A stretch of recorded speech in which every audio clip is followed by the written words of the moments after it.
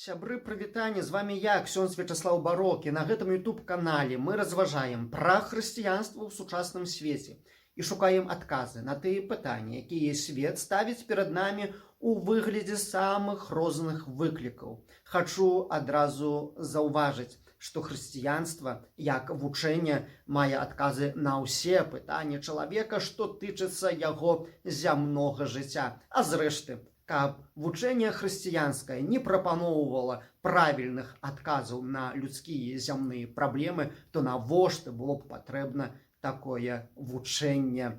І вось, сябры, сёння я адкажу на адно з тых пытанняў, якое атрымаў ад вас. Пытанне сапраўды вельмі важнае і цікавае, думаю, будзе для кожнага з нас. Паважаны ксёндз Вячаслаў, піша Тацяна ў сваім пытанні, дайце, калі ласка, параду, як знайсці агульную мову са сваякамі, якія падтрымліваюць дзеючую ўладу і іх жорсткія дзеянні. У пост трэба з усімі памірыцца і ўсіх прабачыць, але на гэта зараз не магу знайсці сілы. Дайце, калі ласка, хрысціянскі адказ.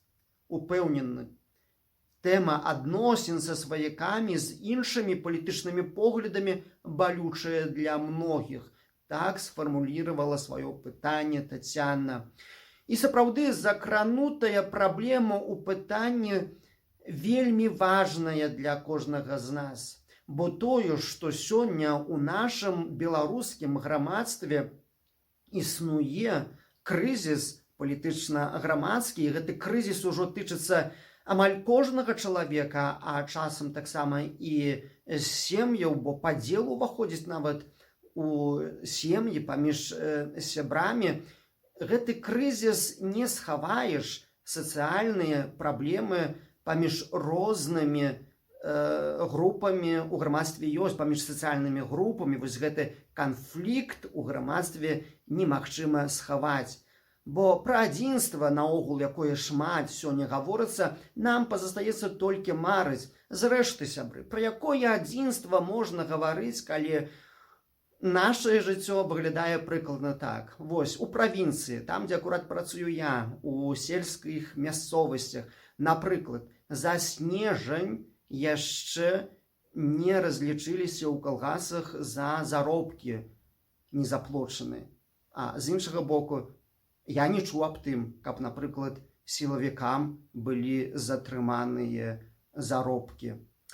Ведаеце, праблема такая, што плаціць трэба кожнаму, калі ён годна, дастойна, па закону выконвае сваю працу, прафесійныя абавязкі, і нельга гэтаму чалавеку затрымаць заробак. А калі такое адбываецца, то пра адзінства пазастаецца нам толькі марыць.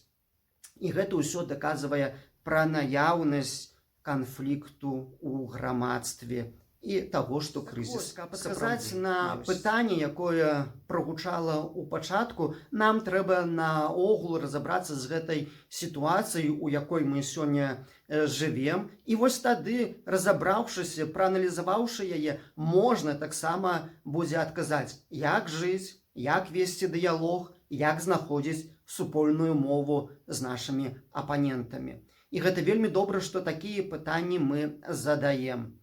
Так вось, каб разабрацца ў сітуацыі, каб адказаць пасля на пытанне, каб знайсці выхад, трэба нам зрабіць такія 3 важныя крокі. Першы крок – гэта ацаніць сітуацыю, у якой мы знаходзімся. У чым ёсць сапраўдная праблема, што нас так выводзіць са спакойнага жыцця, што не дазваляе мець упэўненасці ў заўтрашнім дні. Другі крок – гэта таксама трэба знайсці адказ, якія прычыны прывялі вось да гэтай балючай сітуацыі. Ну і трэці крок – гэта акурат адказаць на пытанне, што рабіць з гэтай сітуацыяй, як мы яе можам памяняць, а можа таксама трэба мяняць адносіны да гэтай сітуацыі. І так, першае. Актуальная сітуацыя ў Беларусі.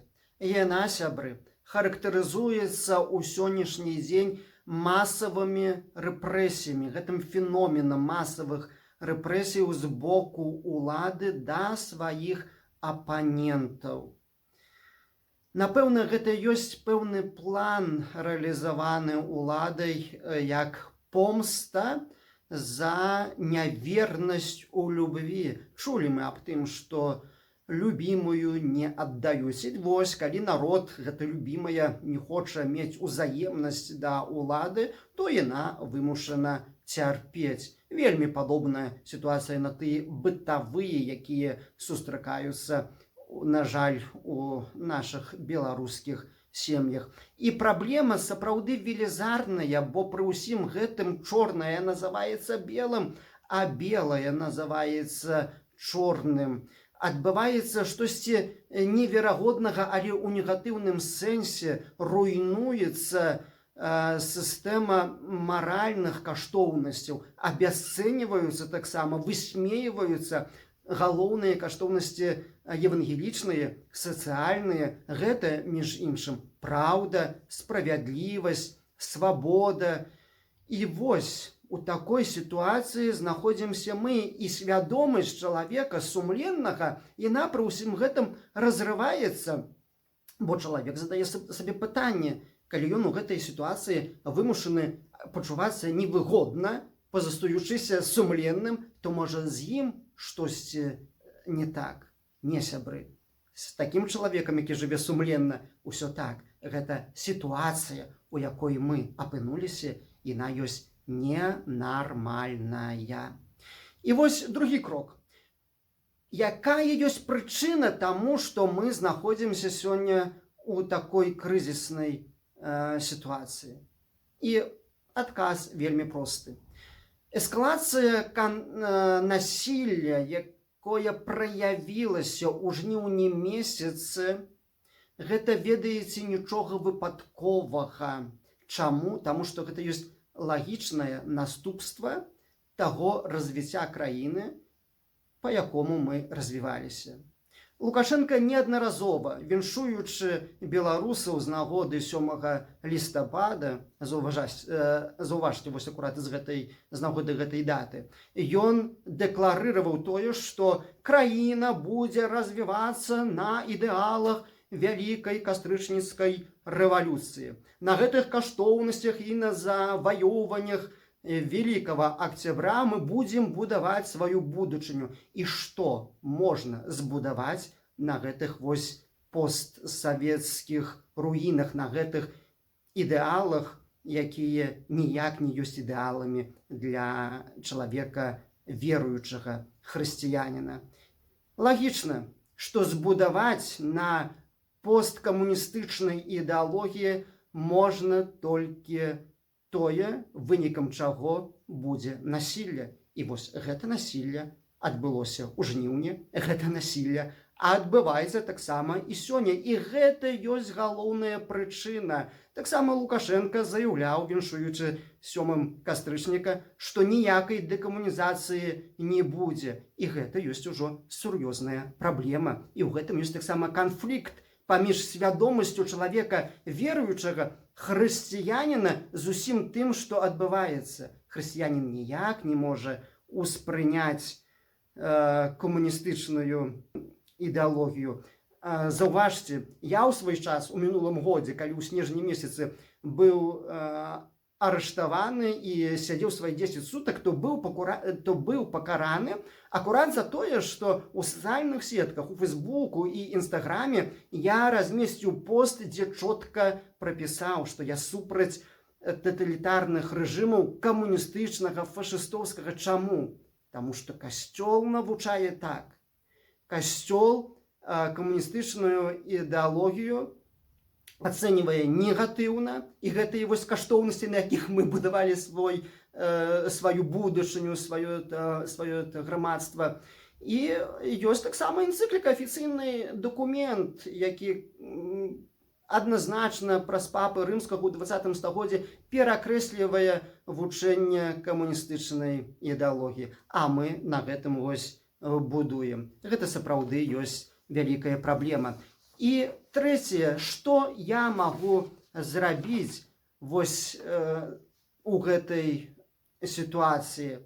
Магу сітуацыю памяняць і ці мяняць усё ж адносіны да сітуацыі. Скажу адназначна, калі не мяняць гэтую неправільную сітуацыю, а спрабаваць памяняць свае адносіны да сітуацыі, то гэта будзе неправільна, таму што мы робім самападман, мы не спрабуем выправіць памылкі, толькі займаемся самападманам, што прывядзе да яшчэ большай трагедыі ў будучым. А таму трэба, сябры, брацца за працу, і трэба гэтую сітуацыю мяняць, трэба жыццё мяняць, трэба памылкі выпраўляць. І вось тады, калі выпраўляем сітуацыю, калі займаем актыўную пазіцыю, то тады паціху і наш падыход да сітуацыі мяняецца і вяртаецца гармонія з гэтым светам у адносінах да гэтага свету, і вяртаецца духоўны супакой. Вось. І пытанне практычнае, а як гэту сітуацыю можна памяняць? І вось дыялог, жаданне дыялогу з апанентамі, гэта і ёсць той першы маленькі крок у пераменах сітуацыі. І гэта сапраўды вельмі важна. А таму і мы шукаем адказ на гэтае пытанне, якім чынам можна знайсці гэты дыялог і супольную тэму да размовы са сваімі блізкімі, хоць і падтрымоўваюць, на жаль, тыя беззаконні, якія здзяйсняюць наша ўлада. Вельмі добра, сябры, што незалежна ад таго нашага балючага досведу, які кожны з нас у нейкай ступені мае, у нас не знікае жаданне весці дыялог з нашымі апанентамі.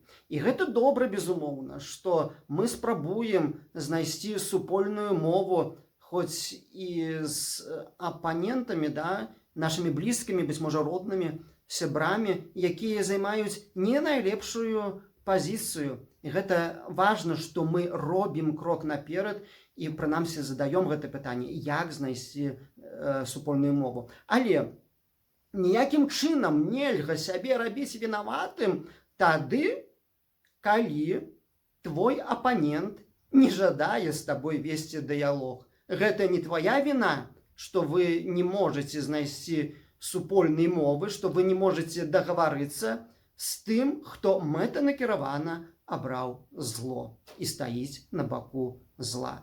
Вельмі важна ўсё ж такі імкнуцца пагаварыць. Ну, а чаму не трэба за гэта перажываць? Калі ты абраў правільны шлях, калі ты стаіш на баку свайго сумлення, на баку Божым, чаму не трэба перажываць? Ведаеце, у Святым Пісанні ёсць адказ на гэтае пытанне. Дарэчы, прагучаў ён вельмі даўно, яшчэ за часоў Аўраама. І вось тады Аўраам, калі не мог дамовіцца са сваім блізкім чалавекам, Лотам, якога выхоўваў, які быў нейкім там яму незразумелым племяннікам, да?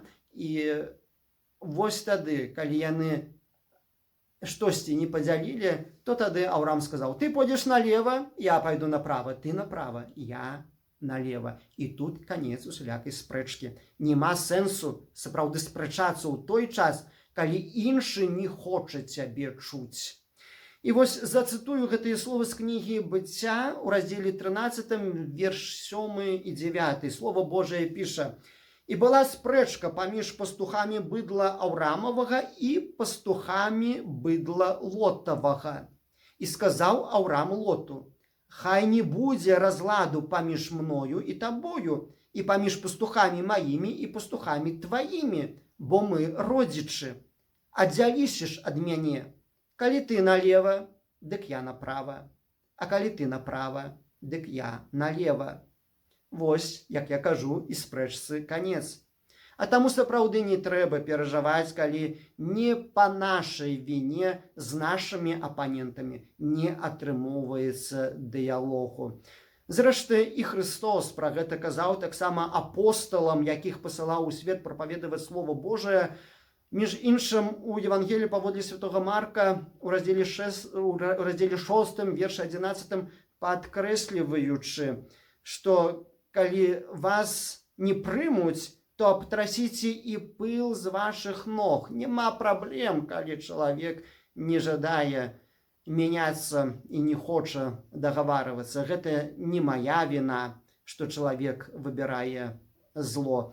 Але Христос таксама папярэджвае, таксама як бы раіць і далей сваім вучням, вось калі ўжо абтрасеце пыл, калі пакінеце таго свайго апанента ў супакоі, і будзе як бы абасобленае жыццё, хай сабе блізкім і родным, не забудзьцеся сказаць вельмі важныя словы. Христос кажа: заклікайце да пакаяння. Вось гэты важны момант, каб мы заклікалі да пакаяння сваіх апанентаў. Што гэта азначае? Каб мы не толькі чакалі, калі яны пакаюцца, да? Але каб мы былі гатовыя працягнуць дыялог і размаўляць са сваімі апанентамі, нашымі блізкімі, роднымі, тады, калі яны будуць гатовыя гаварыць, калі яны захочуць пазнаць праўду.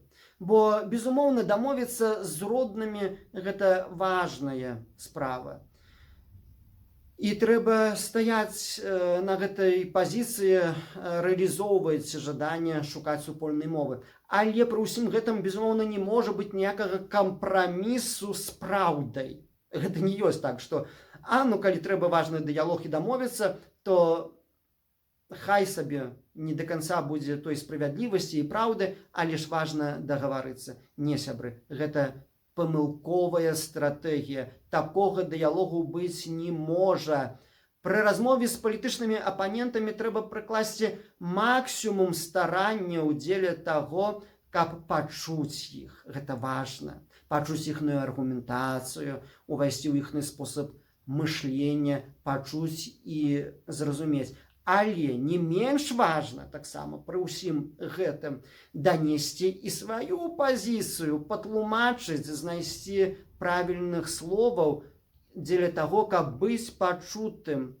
Сапраўды немагчыма за адну размову вырашыць усе праблемы з тым, з кім не маеш агульнай мовы. Але вельмі важна рабіць пачаткі, рабіць першыя крокі і знаходзіць гэтыя маленькія важныя пункты, якія павінны нас у праўдзе аб'яднаць. І ў нашай беларускай сітуацыі, канфлікт, які ёсць сацыяльна-палітычны, грамадска-палітычны, гэтым першым пунктам мае быць прызнанне эскалацыі насілля ў жніўні месяцы. Гэта пункт выхаду для вырашэння ўсіх праблемаў. І вось у гэтым насіллі мы мусім заўважыць, што сілавікі бралі самы беспасрэдны ўдзел. І мы гэта ўсе бачылі. Калі апаненты не хочуць гэтага чуць і кажуць, што невядома, як было, я ведаю іншую інфармацыю, бо я ведаю сваё. Окей, ведаеш сваё, пераходзім тады на шлях аргументацыі.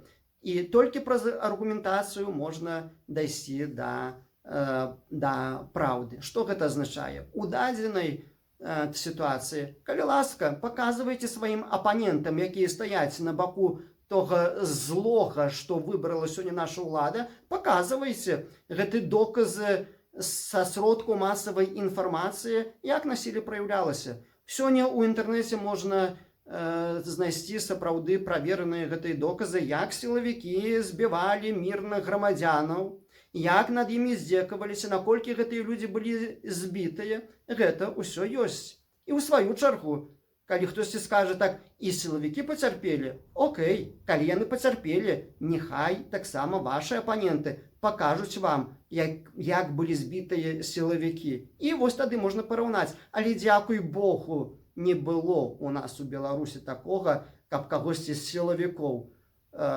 тыя, хто хацеў праўды і справядлівасці, пабілі, збілі і здзекаваліся над імі. Гэтага не было. Такіх доказаў няма. Нават улада гэтых доказаў не ёсць у стане прадаставіць.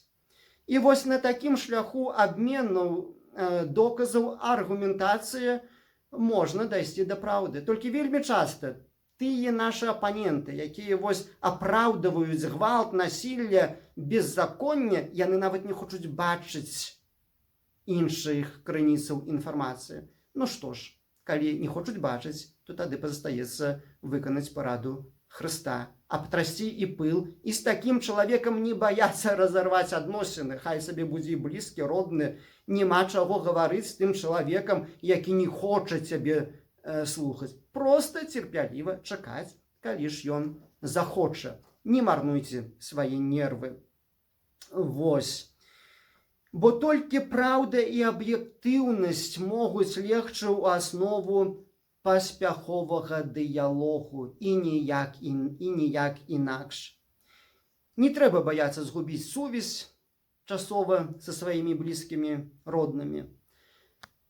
Ну а пра тое, як можна прабачыць блізкаму, роднаму альбо і не блізкаму, і сілавікам, і ці трэба прабачаць, як трэба прабачаць, каб гэта было па-хрысціянску. Я ўжо неаднаразова выказваўся ў іншых відэа, таксама запрашаю да наведвання гэтых відэа. Між іншым, было відэа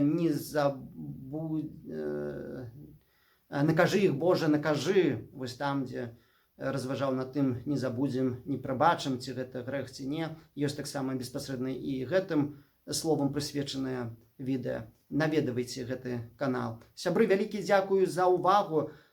Лічыце патрэбным паставіць падабайку, пастаўце, калі ласка, гэта важна для развіцця канала. Дзяліцеся відэа ў сацыяльных сетках, гэта не менш важна для развіцця канала. І подписывайтеся на канал, подписывайтеся самі, подписывайце таксама, райце сваім сябрам, сяброўкам.